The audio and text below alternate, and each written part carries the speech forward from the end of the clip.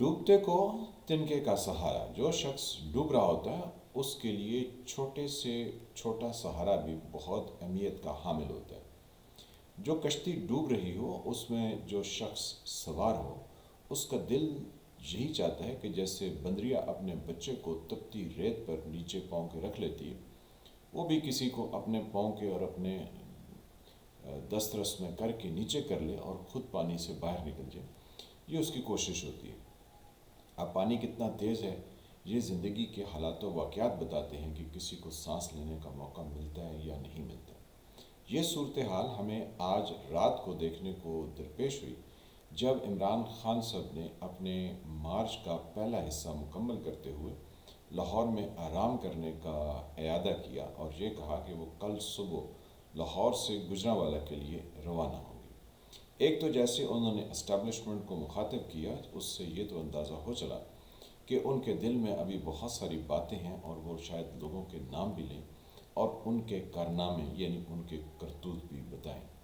لیکن اس سے پہلے ایک پارٹی کو اور اس کے تمام قائدین کو لانچ کیا گیا تاکہ وہ کسی طرح سے کوئی فرسٹ ڈیفنس لائن کے طور پر کام کر سکے.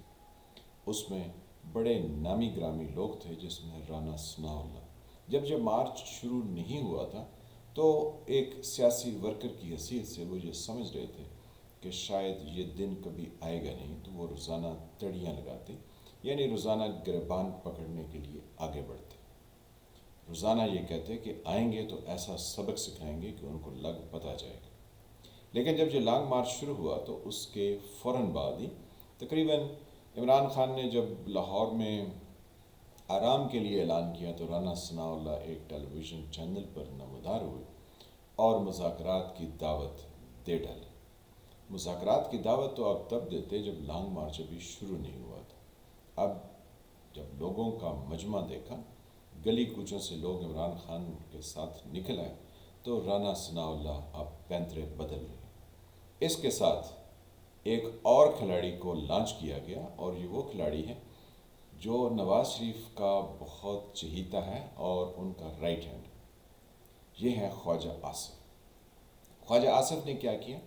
یہ وہی کام کیا جو نواز شریف صاحب خود بذات خود اسٹیبلشمنٹ کی مدد سے، جو اس وقت جرنیل اسٹیبلشمنٹ میں موجود تھے، ان کی مدد سے وہ روزانہ محترمہ بے نظیر بھٹو شہید کو کہتے تھے کہ یہ تو انڈین ایجنٹ ہیں، یہ سیکیورٹی رسک ہیں.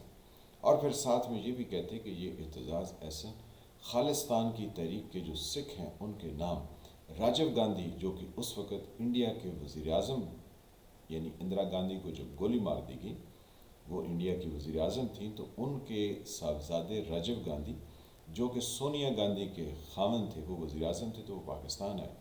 تو عمران خان نہیں بلکہ نواز شریف صاحب نے الزام لگایا کہ اعتزاز احسن نے وہ لسٹیں سرداروں کی راجیو گاندھی کو دے دی ہیں جو خالصتان یعنی جو انڈیا میں پنجاب کا حصہ ہے اس کو ایک الگ ریاست بنانا چاہ رہے تھے. تو ان تمام سرداروں کی لسٹیں راجیو گاندھی کو دیکھ کر اس کی مدد کی.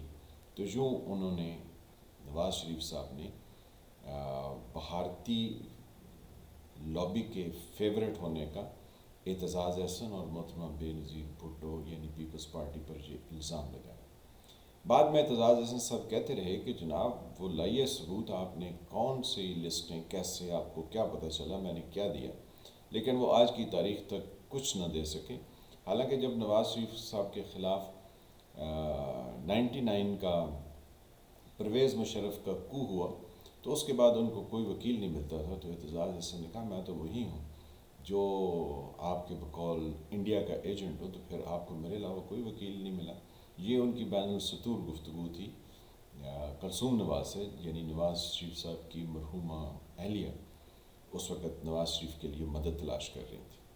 تو نواز شریف نے جو بیانیہ لیٹ 80s میں اور ارلی 90s میں پیپلز پارٹی کے خلاف استعمال کیا، آج وہ عمران خان کے خلاف بھی وہی بیانیہ لے کر میدان میں آئے ہیں اور خواجہ آصف کے ذریعے کہا ہے کہ مودی اور مودی کا جو انڈیا ہے اور اس کے انڈین ٹیلی ویژن چینلز وہ عمران خان صاحب کی مدد مودی سے زیادہ کر رہے ہیں، یعنی جتنی وہ مودی کے فیور میں وہاں کا میڈیا گفتگو کرتا ہے اس سے کہیں زیادہ فیوریٹ اس وقت عمران خان ہے، اور وہ عمران خان کے لیے بہت زیادہ لابینگ کر رہے ہیں، عمران خان کو پروجیکٹ کر رہے ہیں، اس کے بارے میں تعریفیں کر رہے ہیں۔ تو یہ ایک انڈین ایجنٹ۔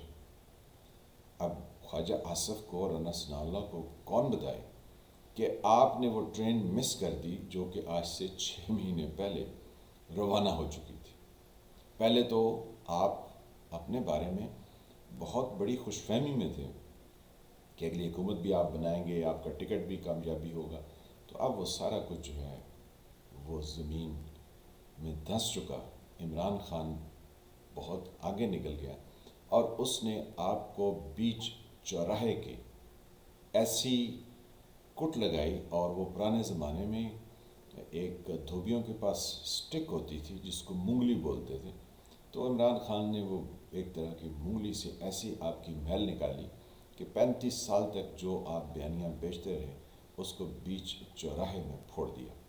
اب خواجہ آصف صاحب ناکام ہو چکے، رانا ثناء اللہ مذاکرات کی دعوت دے رہے ہیں کیونکہ ان کو نظر آ رہا ہے کہ آنے والے دنوں میں ان کے ساتھ کیا ہونے والا ہے۔ جہاں تک اسٹیبلشمنٹ کا سوال ہے، 2 ڈی جی، ایک D G I S I اور ایک D G I S P R, وہ ساری گفتگو کر چکے ہیں اور وہ بیک فائر کر گئی ہے۔ اس میں عمران خان نے کہا کہ چندہ اب بہت لیٹ ہو چکے ہو، میں نے اپنا تمام کام مکمل کر لیا۔